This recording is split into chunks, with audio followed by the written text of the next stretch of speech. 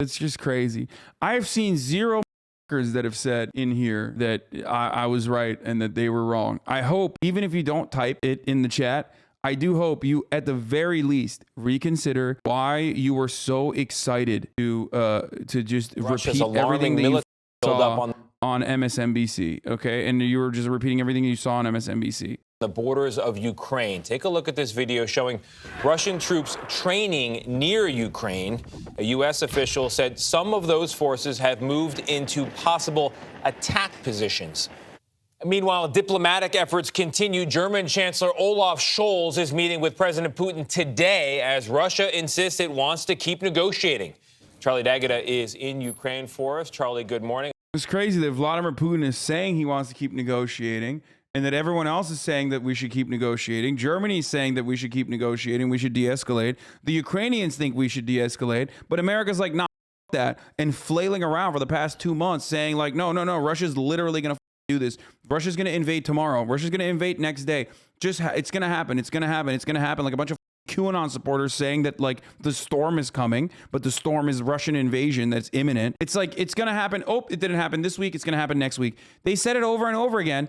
And everyone else is literally just like, America, just shut the up. Like, please. That was the one instance where Donald Trump actually did a good job with North Korea and South Korea, the Korean unification talks and the denuclearization talks, where he just like let them do their thing. He was just like, dude, do your thing, let your nuts hang, talk your shit, do your thing. America, whenever they get involved in like Western diplomacy, they just literally come into the room, the table up. They just like, they just literally wipe the table like a pigeon trying to play chess, okay? And then they start, spraying themselves with champagne like they're the ones who did something and accomplished anything. It's psychotic. We have just like bloodthirsty maniacs that have completely taken over the American government and completely dictate the American foreign policy at the behest of the military-industrial complex to a degree where it's just so commonplace that like we can't even think outside of that bubble. Like the foreign policy blob just exclusively runs on that, and no one is checking them. So they just keep going after it this way. All the while, if your goal is to continue, we're the ninja's wife of the world. Oh my God.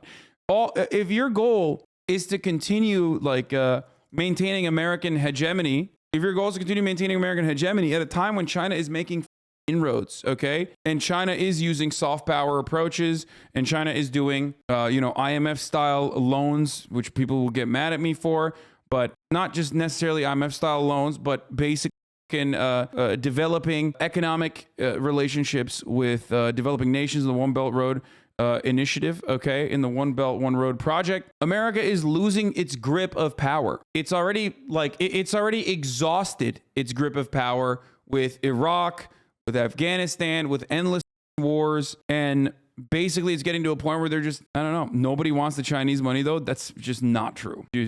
African countries would disagree with you. You mean that Russia is not currently engaged in a war? You're wrong. If you mean that the other countries will get involved, dude, nobody's helping Ukraine. It's a massive bluff with the Americans to think that Russia is not invading. Actually, is an insult to the Ukrainians. They're sick and tired of hearing this. Way less damaging the IMF loans. That's true. Like, what are you are you saying that like, that Ukraine is currently under attack? Is that what you're saying? Like, we went from Russia is arming separatists and offering them material support, who are warring against like the more nationalist factions of the Ukrainian militias in certain parts of Ukrainian territory, to Russia actually has invaded Ukraine and is like currently doing war in Ukraine, and they've completely taken over Ukraine, actually. Another day, another European leader meeting with President Putin. We'll see if anything comes of it.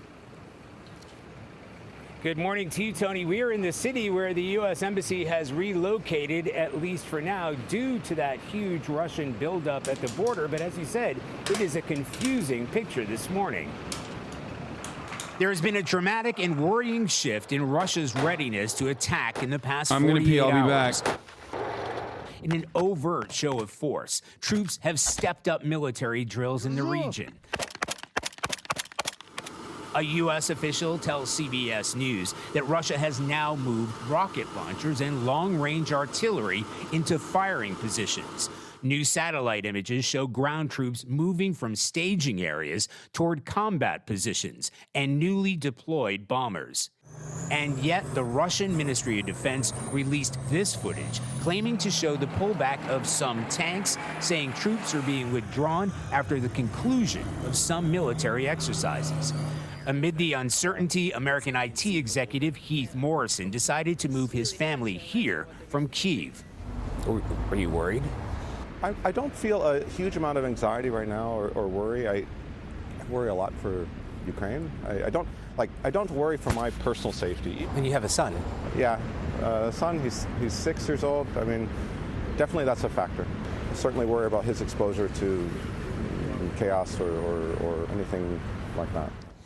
If there is a mass exodus of people, including Americans, it's likely they'll head here to Lviv, a vibrant city in the west. It's thought, or at least hoped, to be safer than other parts of Ukraine, and it's about an hour's drive to the Polish border. We visited that border to find it all quiet on the Western Front. Nothing unusual about the line of tractor trailers and scattering of cars crossing the border. Now, there's definitely been a change in tone this morning. The Russians are talking more about diplomacy. They're making a big deal of pulling back a few tanks and troops. But we're going to have to see. That's crazy that this is the only morning that they've talked about diplomacy. Like, this is the first time, actually. Like, that's bullshit, man. The worst part about it is that, like, I hate having to functionally defend Vladimir Putin or Russia, okay? It's incredibly frustrating that the situation at hand makes it seem like I'm on Vladimir Putin's side, okay? Don't feel the need to defend them. I'm not. I'm defending the truth, though. And once again, I was fucking right. And once again, you were fucking wrong. I'm on the anti-war side. I'm on the side where we need to de-escalate. I'm on the side where America shouldn't be the world police. What about Russia's claims that Ukraine is doing genocide? Yeah, it's bullshit. It's fake. It's fake news. They're lying. What do you want? Of course they're lying. Anti-war but pro-Crimean annexation. Got it. I really need to use like liberal terminology and try to explain to you in this way. The Ukrainian government is the oppressive force there. Okay. The Russian force is the liberator force there. If you think about it, you know, this is a group of individuals who wanted autonomy from Ukraine and actually to be a part of Russia. This is a country that was historically Russia's access into the Black Sea. This is a country that even without the annexation already had military bases for Russia in that country. Okay. You can throw up question marks all you want. Crimea is Russian. Okay. They're fucking Russian. It's so fucking stupid. Not only is it Russian and mega Russian that a referendum took place, and while the referendum itself was considered faulty because under the threat of, it was under the annexation force, even though it took place under annexation, it doesn't fucking matter because Western sources that went in after the fact and literally conducted surveys saw that the overwhelming majority of Crimeans actually wanted to be a part of fucking Russia. So why are you, an American, telling me that the people of Crimea are on board with this? Western fucking sources back this up, and yet you're still throwing up fucking question marks. Also, okay, so if Hungary comes to Slovakia to claim it historic territory, I guess I'll just need to live with that. If Hungary has a military base on Slovakia, if the Slovakian people are fucking actually Hungarian, and then the overwhelming majority say, I want to be a part of Hungary, then yes, it's GG's for you. That's the truth. That's how fucking it works. You keep trying to use examples examples. Referendum was fake before annexation. There was no big separatist movement in Crimea. Okay, but post-referendum, Western outlets have gone and conducted surveys. The demographics of Crimea is Russian. Americans are trying to explain to me that Crimea, that has had like a very different history and has been an autonomous nation on its own historically, okay, are trying to explain to me that like, no, Crimea is actually Ukrainian territory no matter what. Doesn't matter who lives there. Doesn't matter what their fucking points of view are. I don't give a shit. It's still fucking Ukrainian territory. Why are you ignoring Crimean Tatars and that Crimea should belong to? Yeah, I mean, yeah, Crimea should belong to the Turks. How about that? No! Oh, what the fuck?